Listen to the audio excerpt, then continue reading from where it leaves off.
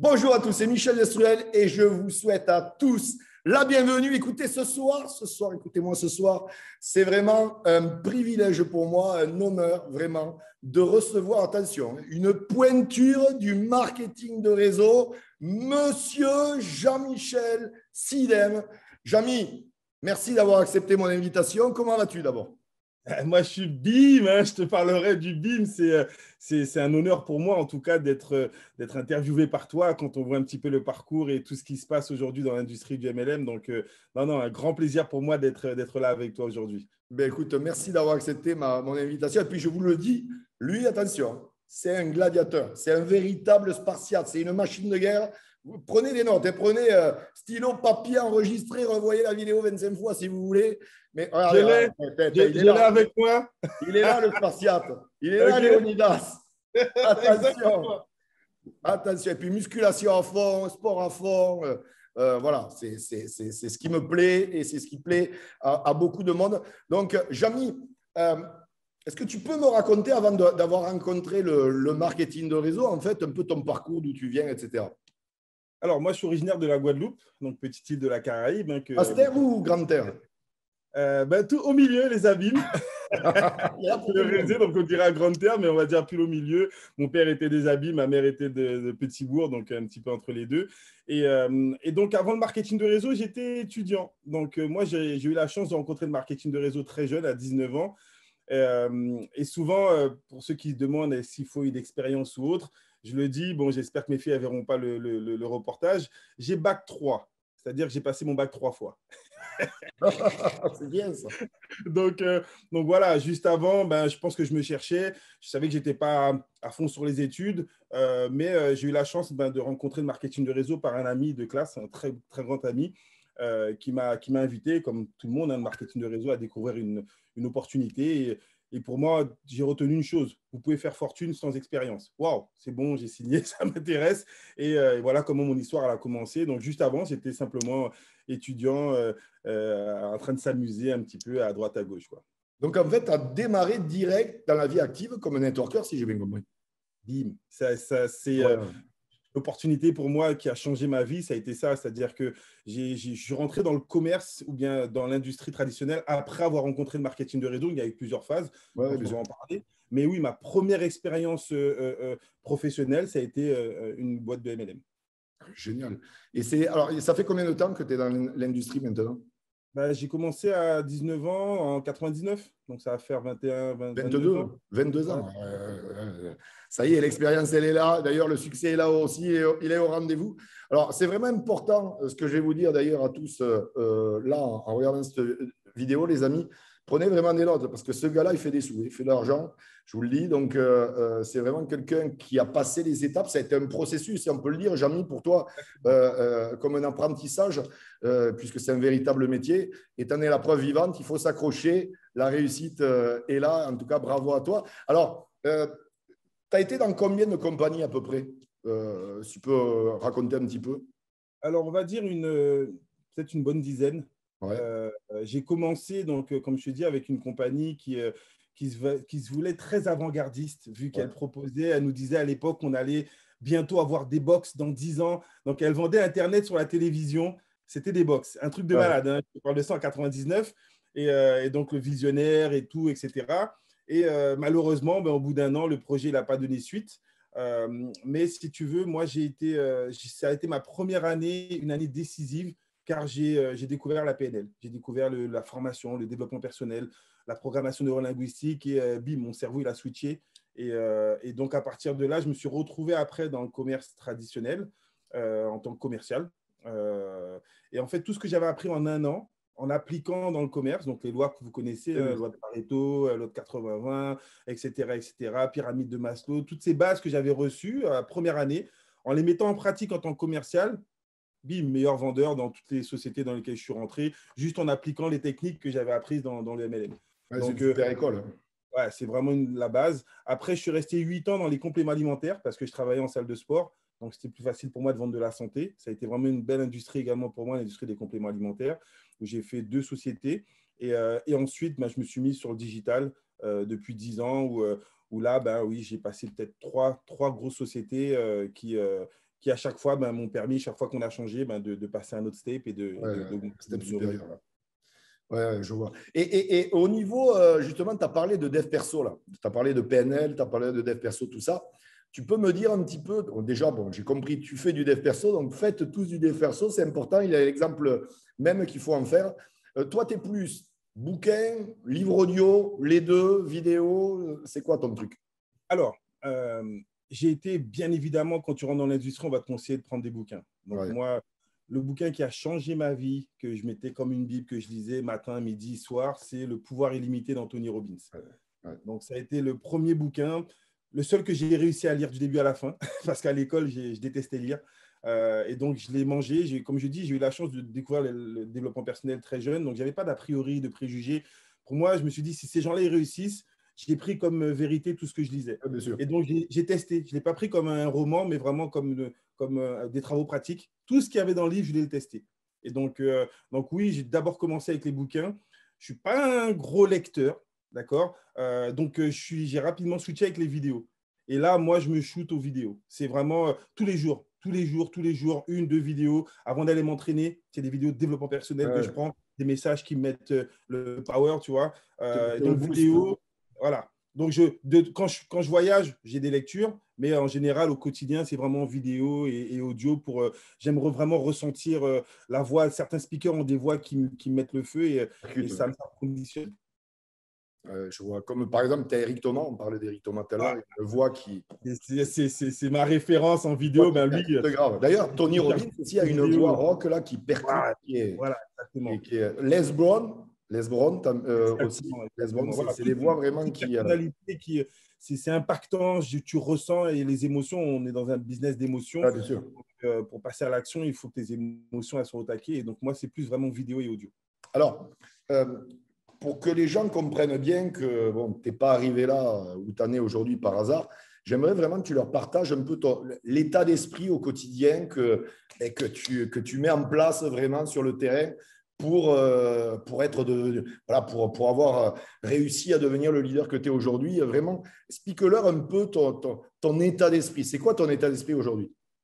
Alors, si je dois définir mon état d'esprit, au risque de choquer quelques personnes, pour ceux qui ne me connaissent pas, donc moi je suis marié, j'ai 3 enfants, 3 filles, et je les ai tout de suite mis au sport très jeunes, et notamment au judo.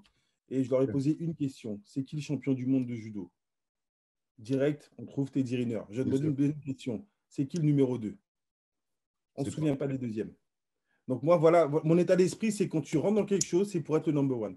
Ça va t'obliger, si tu veux, à avoir vraiment envie de te dépasser, envie d'apprendre. Donc, moi, ce qui m'a permis, c'est essentiellement ça, d'être totalement coachable, enseignable, donc de toujours prendre des meilleurs, donc choisir des références et apprendre, être préparé aux résistances. J'ai créé ma marque Biggest in My Mind, être fort dans sa tête.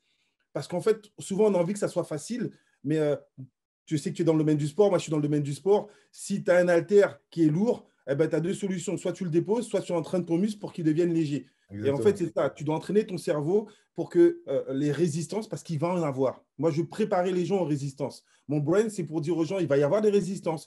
Tu vas être rejeté par les amis, par la famille. Tu vas avoir des échecs peut-être, mais ça va te renforcer. Tu dois traverser ça pour avoir comme vision vraiment d'être le numéro 1. Ça ne veut pas dire que tu ne peux pas avoir des résultats qui ne sont pas à la hauteur de ce que tu attendais, mais tu dois toujours te donner les moyens d'aller encore plus loin. Donc, mon mindset, c'est… Je suis d'accord avec toi. L'esprit couvertin, à mon avis, c'est ni le tien, ni le mien. Le truc de participer, c'est bullshit, comme dirait un ami à moi. C'est des conneries. Exactement. On participe pour gagner, c'est tout. Gagner, c'est tout. Et oui, sinon, tu as perdu d'avance. Si tu participes pour… voilà, il faut participer pour gagner. Ouais, un mental de Spartiate, un guerrier, tu es un guerrier. Donc, ça, c'est bien. Et ça, tu l'as construit par rapport à quoi? Par rapport à ton vécu? C'était inné chez toi? Ça s'est progressivement développé? Comment ça s'est passé? Je pense que ça s'est construit avec justement les épreuves. Ouais. Je ne veux même pas dire que ça c'était inné. J'avais une facilité à communiquer, très jovial et autres. J'ai joué au football pendant plusieurs années. Je n'étais pas le capitaine de mon équipe. Donc, je n'étais pas un meneur à l'époque du football. J'étais un bon joueur. Je n'étais pas le meneur. Quand je suis arrivé dans le marketing de réseau, les lectures et ce que je lisais et ce que je comprenais, c'est qu'à un moment, il fallait prendre ses responsabilités. Et comme beaucoup, hein, on se lance, on pense qu'on va faire fortune. Je sais que je m'étais un petit peu embrouillé avec mon père à l'époque. Tu vois, je vais gagner beaucoup d'argent, je vais faire fortune. Il m'a dit, mais non, tu vas te faire arnaquer, etc. Et effectivement, la société, elle a fermé. Et je me suis retrouvé à une situation, qu'est-ce que je fais? Je rentre à la maison et je dis à papa, tu avais raison, mais même pas en C'est rêve. pas possible. C'est pas possible. Ou bien je fais tout pour réussir. Je me suis retrouvé au pied du mur, en fait. Et à ce moment-là, je n'avais pas de sponsor, je n'avais pas d'autres personnes qui pouvaient de capitaine. J'étais obligé de prendre le brassard et me dire, OK, maintenant, ben, c'est à moi de créer les formations, c'est à moi de faire mes PowerPoint, c'est à moi de faire mes présentations, c'est à moi de former les gens. J'ai envie de devenir le leader que j'aurais aimé avoir. C'est ça un peu l'idée. Et donc, au fil des années, plus les résistances étaient là, plus moi, ça me challengeait. Tu vois, non pas de dire mince, j'aurais aimé avoir autre chose. Non, OK, s'il y a une Zéro résistance, c'est excuse. là. Zéro excuse.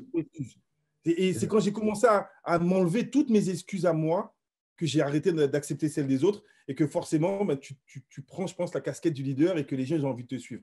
Ah, bien sûr, je suis d'accord avec Ce toi. BIM et cette couronne, tu vois, j'ai un tatouage, le King. Donc, depuis un moment, je me suis dit, c'est comme le brassard de capitaine. Quand tu portes le brassard de capitaine, tu ne peux pas marcher comme ça. Tu es obligé de te mettre en mode. Quand tu mets une couronne ou quand tu te dis que tu es King, tu es obligé dans ta tête d'avoir un autre mindset. Et donc, c'est pour ça que je me suis imposé, c'est de l'autosuggestion, l'automotivation, d'affirmer aux gens, OK, teste-moi. Tu vois, et donc, c'est ce qui me permettait à chaque fois de rebondir et d'aller un petit peu plus loin. Génial. Et une question par rapport à ça qui m'intéresse, parce que souvent les gens, tu sais comment ils sont, les gens ils pensent, oui, lui il a eu de la chance et blablabla, mais la chance pour moi ça n'existe pas, on la provoque et tu l'as provoqué. Tu peux raconter pour qu'ils se rendent compte que ça n'a pas été que du succès. Avant d'arriver là où tu en es, ben, tu as affronté des difficultés. Tu peux, je ne sais pas si tu as une anecdote, là c'est une idée qui me vient en tête, là, si tu as une anecdote d'un truc vraiment chelou, galère que tu as eu à MLM, en marketing de réseau, mais que tu as surmonté. Pour moi, il y a trois étapes qui m'ont totalement bouleversé en marketing de réseau. La première, comme je te dis, mes parents, j'ai mon père qui était pas du tout dans l'industrie du commerce, donc ils m'ont toujours dit, ça vaut rien, que tu perds ton temps, fais des études, etc. Et ma mère, elle, qui était là pour m'encourager. Et donc, je me suis toujours juré, wow, quand je vais atteindre mon premier 3, 4, 5 000 euros, ma mère a rêvé de faire une croisière et je vais lui payer sa croisière. Et effectivement, à l'âge de 21 ans, je suis en train d'exploser dans un réseau, je prends 4 5 000 euros. Et sur mon premier 5 000 euros, je viens la voir, je dis, maman, ça y est, je cherche une copine et je vous paye votre croisière. Voilà, c'est bon, je savais que ce métier-là, et c'est génial. Et elle me dit, mais non, tu sais, comme beaucoup de mères, attends, mon chéri, c'est ton premier salaire, prends ton temps, cette année, maman va payer ses factures, à la fin d'année, on va voir. Je lui ai dit ça en février et malheureusement, elle est morte d'un cancer au mois d'avril, 2 mois après. Et ça m'a foudroyé parce que je me dis, waouh, on ne sait pas pour combien de temps les gens ils sont là et pourquoi remettre à demain ce que tu peux faire maintenant. Donc ça a été un premier point de passer à l'action et de faire les choses pour les gens que tu aimes. Donc ça a été un premier choc, entre guillemets. Le deuxième, c'est que ça continue à monter. Forcément, certains d'entre vous, vous allez connaître et ils ont connu des phases où les compagnies arrêtent ou bien on perd des réseaux, etc. Donc, j'ai eu ces expériences également où je suis monté sur un réseau, mon premier gros chèque de 25 000 euros pendant 5-6 mois. Et le 7e mois, bim, la compagnie, elle ferme. Et je me retrouve, j'ai envie de dire, c'est même plus dur d'avoir gagné, de te retrouver à zéro que jamais avoir gagné. Pourquoi? Parce qu'à l'époque, je n'avais pas d'éducation financière. Tu sais, quand tu commences à gagner, tu es en mode make money. Ah merde, je dépense. Et tu ne penses jamais que ça peut tomber. Et là, voilà, ça a été la deuxième grosse claque où il faut tout recommencer à zéro. Et puis les gens, ils te prennent pour responsable comme si c'était ta compagnie. Et là, voilà, ça m'a permis de m'orienter sur d'autres lectures, l'éducation financière, comment faire pour pouvoir épargner, me créer d'autres sources de revenus, mais toujours rester focus. Donc ça, c'était le troisième point. Et le deuxième point et un troisième point, j'étais dans un marketing de réseau où tout explosait, pareil, et ma femme a été atteinte d'un cancer, où on a dû déménager totalement, se retrouver en France et traverser. Moi, arrêter dans ce marketing, retrouver du travail. Je faisais de la sécurité au Black, je travaillais en salle de sport et je faisais du coaching personnalisé. Je travaillais de 6 h du matin à 3 h du matin parce que avec mes 3 enfants, il était hors de question qu'elles n'aient pas de quoi manger. Donc oui, ça fait des étapes qui m'ont toujours dit, waouh, il faut que je me relève, mais il faut que je me relève encore plus haut. Et j'ai retrouvé une autre compagnie et je me suis relancé. Et là, on a pu atteindre des sommets encore plus excitants. Donc, ce sont des parcours de vie rien à voir simplement avec une compagnie qui ferme ou qui Ah ouvre. ouais, bien sûr. Des résistances qu'on peut avoir et je pense que c'est là où ça te teste et ça te dit qu'est-ce que tu as vraiment envie pour ta famille et les gens que tu aimes, quoi. Je pense que ça va inspirer beaucoup, beaucoup, beaucoup de gens. Sincèrement, c'est très inspirant. Une question, Jean-Mi. C'est quoi ta vision, toi, aujourd'hui, de l'industrie qu'est le marketing de réseau? Ben, moi, sincèrement, le marketing de réseau a changé ma vie, du tout au tout. Dans l'éducation, dans la persévérance, comme on a vu, hein, dans la société. J'ai créé 4 sociétés cette année dans différents domaines parce que ça me donne une vision. Le marketing de réseau, pour moi, c'est une école dont tout le monde doit pouvoir bénéficier. Et quand je vois la croissance, et on est en plein Covid, sincèrement, je ne devrais même pas le dire, mais j'ai jamais autant gagné qu'en période de Covid. Donc j'ai envie que les gens ils comprennent que c'est une solution économique. Exactement. Cette année, ben oui, moi je vis en France, donc j'ai de la TVA à payer. On a créé 17 sociétés dans notre réseau, des gens qui ont atteint des niveaux de rémunération, qui font qu'ils ont ouvert des SASU, qui participent au développement économique de notre pays. Et ça, pour moi, c'est une solution. Donc le marketing de réseau qui existe depuis près de 80 années, aujourd'hui, ben, c'est une révélation. Les gens se rendent compte que même ceux qui pensaient qu'ils étaient en sécurité de travail, il n'y a plus de sécurité. Il suffit qu'un virus il arrive et tu n'as plus de travail, eh ben, nous, on devient une solution. Donc, plus une opportunité, on devient une solution. Et c'est un marché qui va toucher encore des millions de personnes. Je suis d'accord avec toi parce que la grande majorité des compagnies de marketing de réseau dans le monde, pendant cette période justement du Covid, ont leur chiffre d'affaires qui a explosé. Explosé. Donc, alors que le système traditionnel, bon, je ne vais pas me parler maintenant parce que sinon je vais m'emballer, mais il est plus que malade. Il est vraiment pas bien. Et ouais, je suis d'accord avec toi. Alors, justement, je voulais te demander, et c'est quoi ton style raconte-nous, c'est quoi ton style de vie là, un peu aujourd'hui grâce à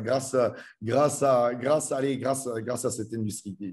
Alors, je vais dire un mot, je vais un peu m'emballer, je vais dire je suis indépendant financièrement. Mais l'indépendance financière pour moi, et je pense que beaucoup vont se reconnaître, c'était d'arriver au restaurant et d'arrêter de manger des prix. Ouais, Tu sais, moi, comme je te dis, on est à 5 dans ma famille, donc ma femme et 3 filles. Quand j'allais au restaurant, et je sais que beaucoup le font, tu ouvres la carte, tu regardes à droite et tu dis, oh, ça, j'ai pas faim, ça, j'ai pas faim, ça, j'ai pas faim. En fait, tu manges ce que tu peux te payer. Et pour moi, c'était un rêve. Pour moi, être indépendant financièrement, c'est pour arriver et dire à ma femme et mes filles, prenez ce que vous voulez. Et prier, ne pas être en train de prier pour dire, j'espère qu'elle ne va pas prendre les langoustes, ou bien, etc., etc. Non. Donc, ma première indépendance financière, ça a été ça. De dire, OK, je sais, ben, 30, 40 euros par personne, on est en 5, ça fait 200 euros. Easy. D'accord? On peut aller une fois par semaine, on peut aller quand on veut. Deuxième indépendance financière, je suis originaire de la Guadeloupe, on a dû se déplacer. Ma femme a ses parents qui vivent là-bas, on a notre famille. Pouvoir 1, 2, 3, 4, 5 fois dans l'année, ne pas compter comme mes parents comptaient parce qu'ils avaient des congés, il fallait prendre les congés, etc., pour pouvoir rentrer tous les 2 ou 3 ans. Non, si je veux rentrer demain, je pars aux Antilles, je rentre. Si je veux aller me déplacer, le marketing de réseau me permet presque tous les mois de faire des voyages de 3, 4, 5 jours dans les plus beaux hôtels. On est sur du minimum du 4, 5 étoiles. Oui, c'est une qualité de vie hors pair. Ça me permet d'être disponible pour mes enfants, les emmener au sport, les emmener, leur payer les études que je veux. C'est du volte-face. C'est avoir cette qualité de vie, mais c'est se battre pour cette qualité de vie, de voir les yeux de mes enfants briller quand je leur fais des cadeaux, quand je leur fais des surprises, leur mettre un coup de pression parce qu'elles savent que j'ai galéré aussi pour arriver là. Donc, je leur dis, vous, votre travail, c'est d'avoir des bonnes notes. Et moi, mon travail, c'est de vous faire plaisir. Donc, si vous jouez le jeu, si vous vous mettez à un mindset de minimum 15, 16, 17 de moyenne ou plus, vous aurez les récompenses que vous voulez. Donc, on n'a rien sans rien, elles le savent. Ce n'est pas parce qu'aujourd'hui, ça fonctionne bien qu'on va non plus être banqué tout ce qu'on veut. On doit se battre pour réaliser ses objectifs. Très bien, ça. En plus d'être super networker, tu es un super papa. Et ça, c'est génial parce que j'ai beaucoup de gens d'ailleurs qui sont parents. Et souvent, tu sais comment c'est, tu as dû l'entendre, ils ont des enfants, ça y est, on ne peut pas le faire, on ne peut pas faire de marketing de réseau. Oh, il a 3 enfants, 3 filles. Tu as travaillé 3 fois plus que moi. Moi, j'en ai qu'un. Pourquoi il est là? Pourquoi il est là? Ce que je n'ai pas pu faire pour ma mère à l'époque, je me suis refusé de perdre du temps et ne pas le faire pour mes filles et pour ma femme également. Donc, c'est pour moi, non, au contraire, c'est une source de motivation intarissable. C'est quand je me lève le matin, quand je les vois, voilà, si j'ai des baisses de forme, parce que ça existe, on n'est pas des robots. Mais mon cerveau, je le switch en quelques secondes. Il suffit que je le regarde, il suffit que je prenne mon téléphone, que je prenne leurs photos et boum, ça me remet en mode. Ouais, c'est génial, c'est vraiment un très, très bel exemple. Alors, j'aimerais vraiment, pour clôturer cette entrevue, que, allez, on va imaginer que tous les gens, il y aura des milliers de gens qui vont voir cette vidéo. J'aimerais vraiment qu'on imagine que ces gens-là, tu les aurais en face de toi, vraiment en face de toi, et droit dans les yeux, tu leur donnes vraiment 3 conseils pour tout péter dans l'industrie. 3 conseils, vraiment ton top 3 des meilleurs conseils. Alors, mon top 3, il commence très simplement ici, que je te le retrouve rapidement. Voilà. Je ne sais pas si tu le vois à l'écran. Oh, je ne vois pas, en plus, je suis à moitié aveugle. Sans objectif, je vois objectif. Voilà. 101 objectifs. Sur la liste des 101, pourquoi? Très bien. Tu dois faire tes 101 objectifs.